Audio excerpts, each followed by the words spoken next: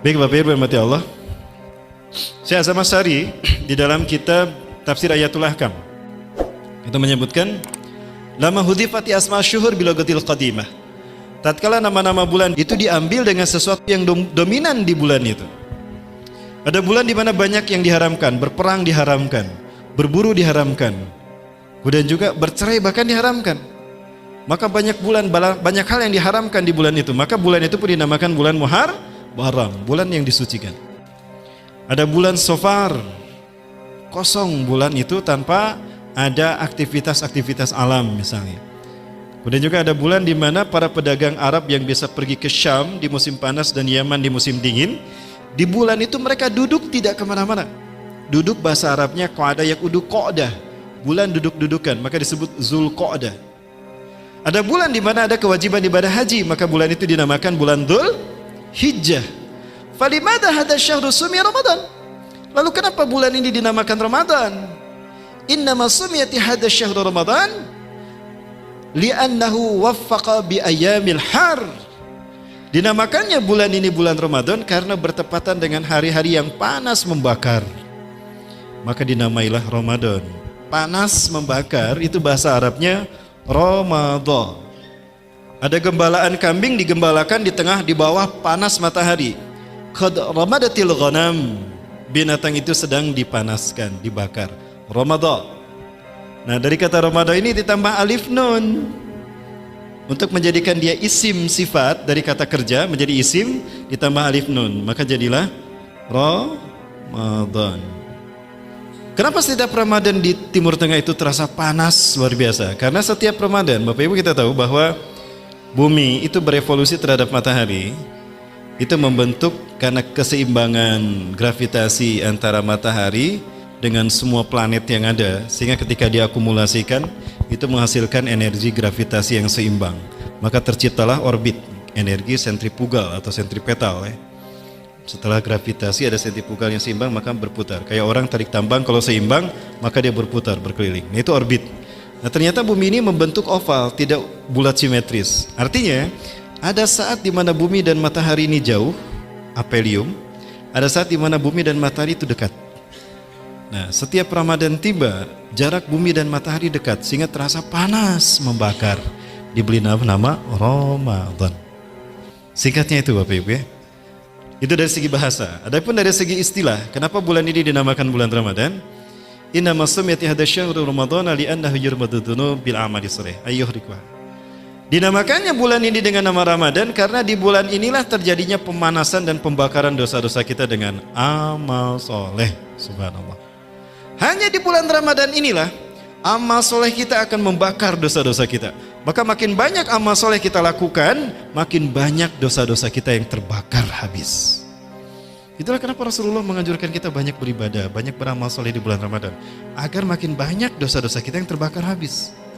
Seolah-olah Allah berfirman kepada kita, ya ayuhan nas, ya ibadiyas solihin, hadha syahrul Ramadan, atahumullah iyakum litukaffiru ankum zunubakum jami'an.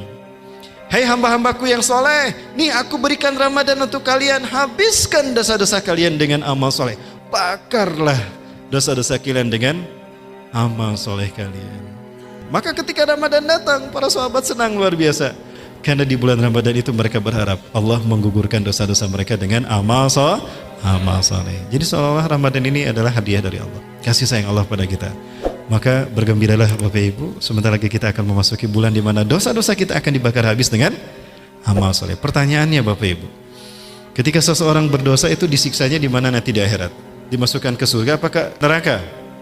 Ke neraka. Dan disebut neraka karena penuh dengan api. Pertanyaannya, kenapa orang yang berdosa dan terbawa dosanya ke akhirat itu harus dibakar dengan api? Udah dibakar disiksa lagi ya Bapak Ibu. Bapak Ibu rahmati Allah, kenapa orang yang masuk neraka harus dibakar dengan api? Bapak Ibu rahmati Allah, saya mencoba beranalogi dengan seorang penambang emas. Ketika seseorang menambang emas dari bebatuan, maka langkah pertama yang harus dilakukan untuk memisahkan emas dari bebatuan itu adalah direndam dengan air raksa ya, agar batu itu melepuh. Setelah batu itu melepuh, maka disaring, maka dia turun ancrub ke walungan, disaring manual gitu. maka tersisalah logamnya. Tapi logam emasnya pun tidak murni karena ada timbal, ada mangan, ada zingalum, ada besi nempel di emas tadi. Maka langkah terakhir untuk membersihkan emas dan memisahkannya di logam lain gimana? Dibakar. Makin sempurna pembakaran, maka makin sempurna emas yang didapatkan. Puncaknya 24 karat logam mulia emas, itu harganya tinggi. Tapi kalau pembakarannya tidak sempurna, maka emasnya pun tidak sempurna. Begitu pula dengan dosa-dosa kita. Rasulullah SAW bersabda, "Idza tanabal abdu kutiba fi qalbi nuqtatan sauda." Apabila ada seorang hamba Adam berbuat dosa, maka hitamlah hatinya. Makin banyak dosa dilakukan, makin hitam hatinya. Nah, maka ketika dia berbuat baik, istighfar misalnya, hapus dosanya. Dia sedekah, ikhlas karena Allah, hapus dosanya. Dan begitulah ketika kita sholat. Rasulullah pernah bertanya kepada para sahabat, "Kaifa ra'yukum idza kana bi babi adikum nahrun?" Gimanakah menurut kalian jika di depan rumah kalian ada sungai yang bersih jernih? Yaktasilu fihi khamsa marat fi kulli yawmin wa lailatin. Dia mandi di sungai itu 5 kali sehari. Begitulah kata Rasulullah. Fakadzalika masalu salawatil khamsi yamhullahu bina al khotaya. Begitulah salat 5 waktu. Dengan salat 5 waktu ini Allah hapuskan dosa-dosa kita. Baik Bapak Ibu. Nah, jika ternyata amal ibadah kita masih menyisakan dosa, itu belum habis dosa kita. Padahal amal ibadah sudah banyak kita lakukan. Maka yang akan membersihkan dosa kita adalah penyakit, sakitnya kita. Itulah cara Allah menghapuskan dosa kita. Maka sakit jangan menggerutu kepada Allah, bersyukur dan bersabar. Terima kasih ya Allah, Engkau telah menguji saya dengan sakit ini ya Allah. Mudah-mudahan sakit ini ya Allah, cara Engkau membersihkan aku dari dosa-dosaku ya Allah. Aku ridho, aku ikhlas ya Allah. Nah, itu jadi pahala. Nah, kemudian jika pun ternyata sakitnya ini juga tidak menghabiskan dosa-dosanya, maka kematianlah yang akan menghabiskan dosa-dosanya. Maka Rasulullah bersabda, "Al-mautu kafaratun lil mu'minin." Kematian adalah penghapus dosa bagi orang-orang beriman. Ada orang macam-macam matinya Bapak Ibu ya. Ada yang mudah matinya itu tidak terasa.